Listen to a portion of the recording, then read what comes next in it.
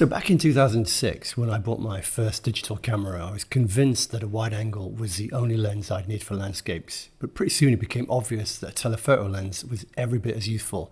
And when I look at my images in Lightroom, typically on any trip, more than half a shot with a telephoto. And the longer I've been doing photography, the more I've become just a little bit obsessed with reach and being able to really punch into a scene and reduce it down to its absolute essential elements. And for that, quite often a regular telephoto lens, something like a 70 to 200mm, isn't really enough. You really need to move into the 100 to 400mm range. But what does that kind of focal length bring to landscape photography?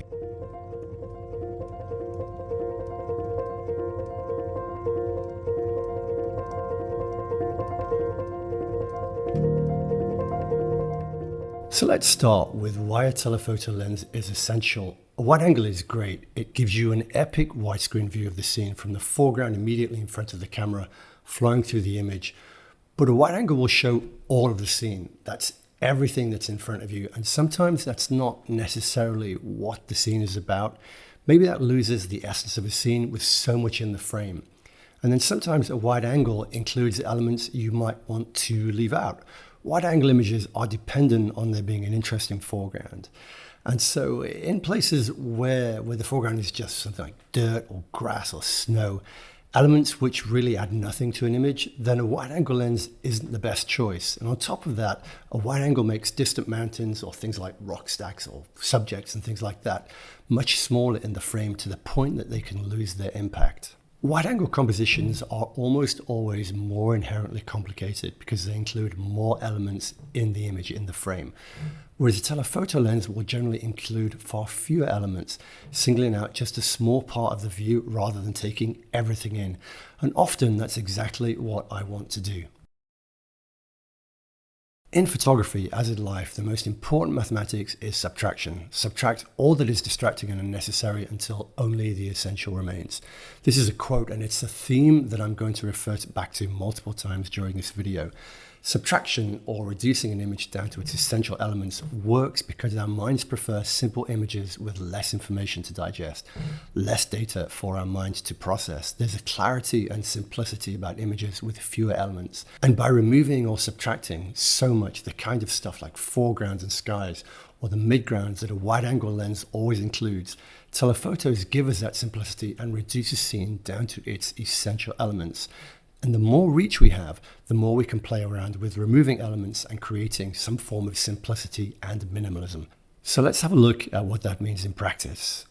In this image of Sossusvlei in Namibia, the sky is included, but it really adds nothing to the image. And if anything, it detracts from it. The focus here is on the tree and the color of the dunes. And by removing the sky, we remove an element that dilutes the scene and distracts from what the image is really about. Also, removing the sky creates an intimacy in the images. It makes the scene feel closer and our eyes don't wander out the top of the frame, which really enhances the shape, the color, and the hard divisions of light and shadow. It's the same thing with foregrounds. Quite often I find myself in places where the foreground really doesn't give anything to an image. Here are some more images of Namibia where the foreground here is just this dry, dusty old riverbed. It's just gravel, and too much of that in an image creates a really heavy section at the bottom of the frame, which is just wasted space, and that again detracts from the image by diluting the scene with an element that distracts your attention away from the subject of the image. Another aspect of being able to punch really deep into a scene and cut out the sky means you can kind of create a sort of imaginary scale.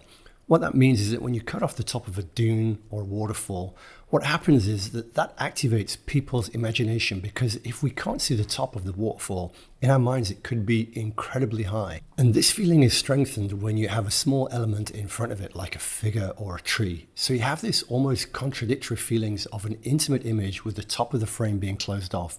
But at the same time, you have this perceived scale that is created in the imagination. Because we can't see the top of the waterfall or the dune or the glacier in this image, then we can imagine it going on infinitely off the top of the frame.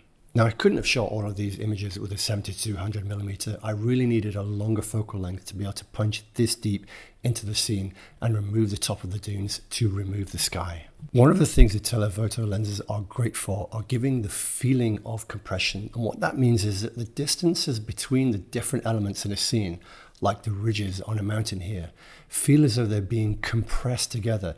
This creates really nice layers and a sense of depth and three-dimensionality in an image. And the more you can punch into that, the longer the telephoto lens is, then the stronger that feeling of compression is going to be. This works really well in hazy or misty scenes, but you can do it in any scene where there are layers of landscape. And by removing things like foregrounds, the kind of stuff that you automatically include when you shoot with wider focal lenses that distract the eye, then the stronger the feeling of compression is going to be. Another thing that these kind of focal lengths do is allow you to take tiny parts of a massive scene to create images.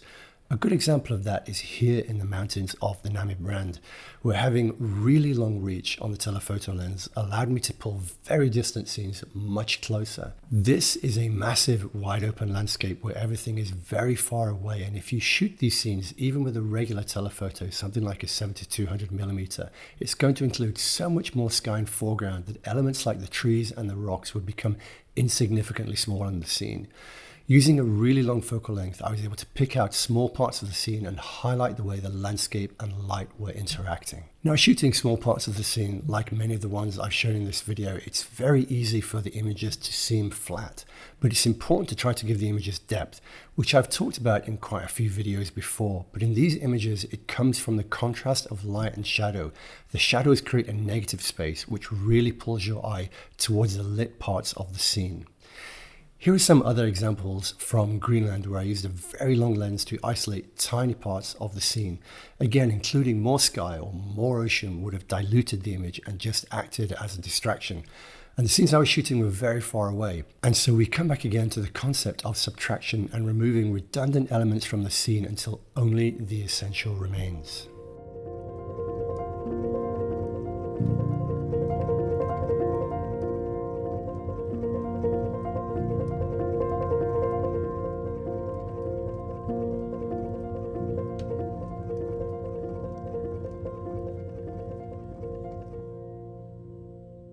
Another thing you can do is create abstracts from the landscape, punching deep into a scene to focus on lines or shapes, looking for things like repeated patterns and removing everything else from the scene. Again, reducing it to its absolutely essential elements. This is always harder than it looks. You really need to look for strong patterns or lines of color, things that can support a whole image, and then remove everything else from the frame that interferes with that. Because these images can be so minimal, it's important that there are no other elements that are distracting and diminish the shapes or lines that you're trying to highlight.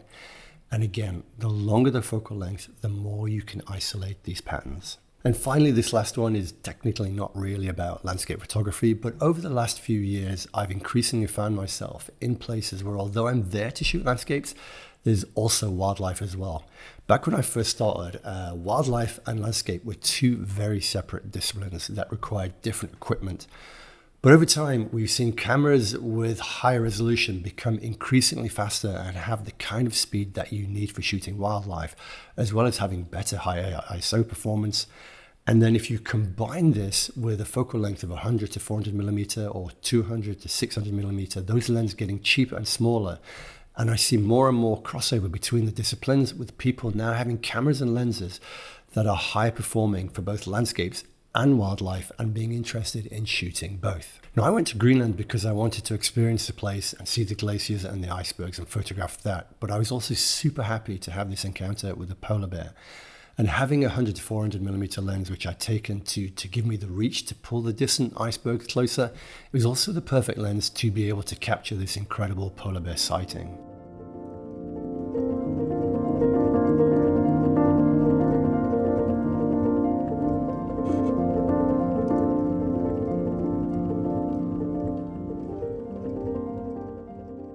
And more I find myself in places where, as well as landscape, there's also wildlife. And for wildlife images, you really need a lens that will give you a couple of things. It's rare that you'll be particularly close to a wild animal, so you really need a lens that's got the reach to make sure that the animal isn't just a tiny small element in the frame where the background or surroundings completely dominate it. And you really want to be able to show behavior or capture some kind of connection between the photographer and the animal. And again, having a long focal length really enables you to do that. So some years ago on this channel, I made a review of the 2 essential lenses I thought you needed for landscape photography, which was basically a wide angle zoom and a telephoto zoom.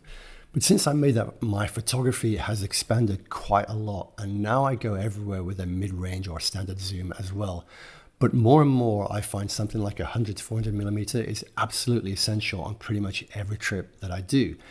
So that means, do you take 2 telephoto lenses along? Well, I think if you're shooting with full frame, losing that 70 to 100 millimeter range, assuming you're taking something like a 24-70, in 100 to 400, it isn't really an issue. You're not going to be missing anything. In my case with the Fuji system and taking something like a 16 to 50, then I have a big gap between 50 millimeters and 100 millimeters in an area that I do tend to shoot a lot of images. But taking 2 telephoto lenses is a little excessive. So it's something that I've learned to live with. So if I need something slightly wider than 100 millimeters, then I can shoot it as a panorama.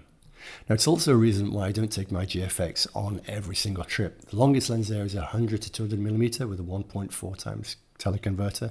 And so often when I use that, it just doesn't give me the reach that I want. So I have to crop into a scene.